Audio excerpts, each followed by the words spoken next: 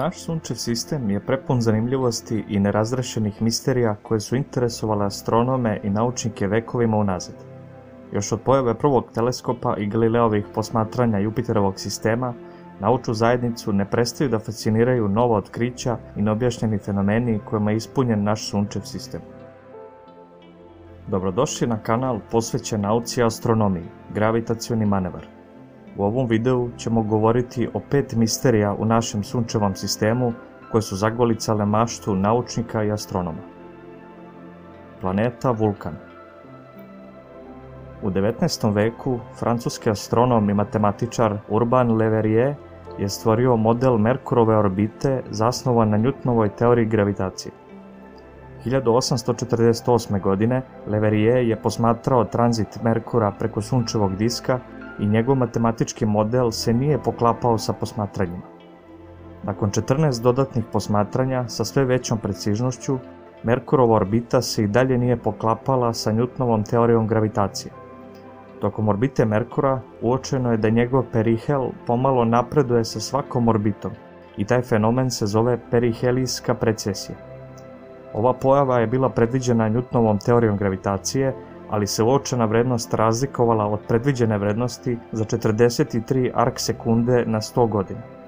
Prosto rečeno, Merkurova orbita se pomerala brže oko Sunca nego što je to bilo predviđeno i Le Verrier je iznao hipotezu da je to prouzrokovano neotkrivenom planetom koja kruži oko Sunca bliže od planete Merkur. Dodatni kredibilitet njegovoj hipotezi pružilo je njegovo učešće u otkriću planete Neptun. Usled poremećaja u Uranovoj orbiti izneta je hipoteza da neka dalja planeta prouzrokuje taj poremećaj i astronomi su teleskopima otkrili Neptun 1846. godine. Astronomi su godinama tražili ovu hipotetičku planetu koja je nazvana Vulkan po rimskom božanstvu vatre, ali je nikada nisu pronašli. Tek 1915. godine je ova misterija razrešena kada je Albert Einstein objasnio precesiju Merkura pomoću svoje teorije relativiteta. Pionir anomalija. Pionir 10 i 11 su NASIne sonde koje su istraživale naš sunčev sistem tokom 70. godina i trenutno se nalaze na putu ka međuzvezdanom prostoru. Pionir 10 je proleteo pored Jupitera, a Pionir 11 pored Jupitera i Saturna, kada su se nalazile na udaljenosti od 20 astronomskih jedinica od Zemlje, uočeno je odstupanje od predviđene brzine kretanja ovih sondi. Usled gravitacione sile Sunca, ove sonde usporavaju na svom putu ka međuzvezdanom prostoru, ali je prilikom uvida u telemetriju sondi uočeno da one usporavaju više nego što je bilo predviđeno zakonima gravitacije. Razlika je bila vrlo mala i predstavlja dodatno usporenje od 1 km na čas na 10 godina putovanja, ali ipak postojala i nije mogla biti objašnjena. Ovaj fenomen je nazvan pionir anomalija i naučnici su dugo pokušavali da objasne uzrok ovog usporenja. Predstavljeni su razni modeli za objašnjenje ovog fenomena, od alternativnih teorija gravitacije do tvrdnji da su usporenja izazvana usled sudara sa gasom i prašinom u međuzvezdanom prostoru. Trenutni konsenzus objašnjava da je ovaj fenomen izazvan neujednačenim termalnim zračenjem u stranu suprotno od Sunca od strane radioizotopskog termoelektričnog generatora. Ovaj uređaj stvara električnu energiju za napajanje instrumenata na sondi i pri svom funkcionisanju generiše veliku količinu toplote, koja neujednačeno zrači u svemir i prouzrokuje uočeno usporenje sondi. Misteriozni zvuci komete 67P Churyumov-Gerasimenko. Europska svemirska agencija je tokom 2014. godine istraživala ovu kometu sa Rosetta misijom i to je prva sonda u istoriji koja je sletela na kometu. Prilikom istraživanja ove komete, Rosetta sonda je detektovala ovaj vrlo neobičan zvuk.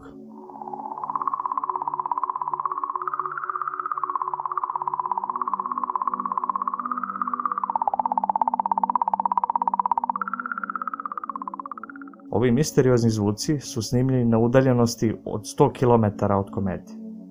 RPC modul na Rosetta sondi se sastojao iz 5 instrumenata za detekciju talasa plazme koje emituje koma komete. Koma je naziv za gasove koje kometa emituje usled intenzivnog sunčevog zračenja. Prilikom jednog posmatranja detektovana je oscilacija u magnetnom polju sa frekvencijom od 45 MHz, što je daleko ispod praga ljudskog sluha, ali kada je frekvencija uvećana 10.000 puta, ovaj misteriozni zvuk je iznenadio naučnike. Tačan mehanizam koji stvara ove čudne zvukove još nije kompletno objašnjen, ali smatra se da ove oscilacije nastaju usled interakcije sunčevog vetra sa komom komete, čime se stvaraju naelektrisane čestice koje prouzrokuju ovaj fenomen. Potencijalni dokaz života na Veneri. Venera je najbliža planeta Zemlji, slične veličine kao naša planeta, ali se njeni površinski uslovi drastično razlikuju od naše planete.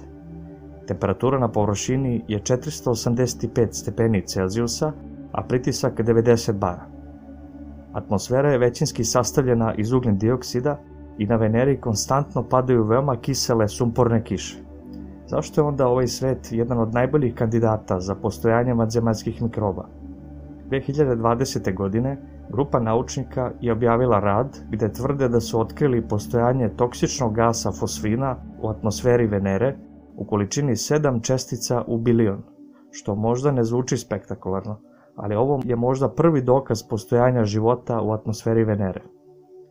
Na Zemlji ovaj gas je isključivo produkt živih organizama ili ljudske industrije i ovaj gas je odličan kandidat za biomarker pri potrazi za vanzemaljskim životom.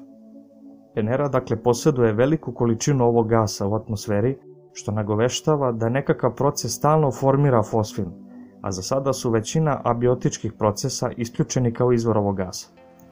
Venera je ranije pružala veoma zanimljive misterije o svojoj atmosferi, jer su detektovani misteriozni slojevi koji upijaju UV zračenje više nego što je to očekivano. Sve ovo nagoveštava da postoji mogućnost da u atmosferi Venere na visini od 50 km, gde su temperature prijatnih 30 stepeni Celzijusa, a pritisak 1 bar, možda lebde mikroorganizmi koji ceo svoj životni ciklus provode na ovoj visini.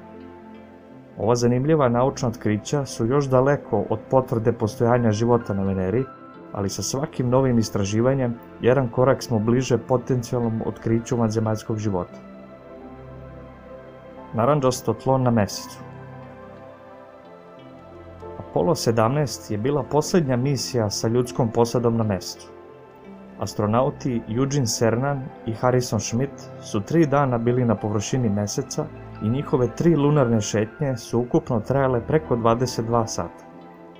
Tokom povratka iz svoje druge lunarne šetnje, Cernan i Schmitt su zastali kod kratera Shorty kako bi utvrdili da li je taj krater nastao udarom meteora ili je to produkt vulkanizma u ranoj mesečevoj prošlosti.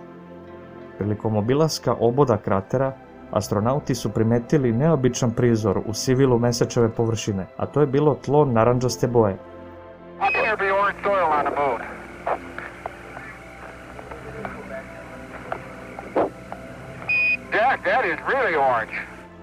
Nijedna prethodna Apollo misija nije pronašla ništa slično na površini Meseca i ovo otkriće je bilo veoma uzbudljivo za geologe misije.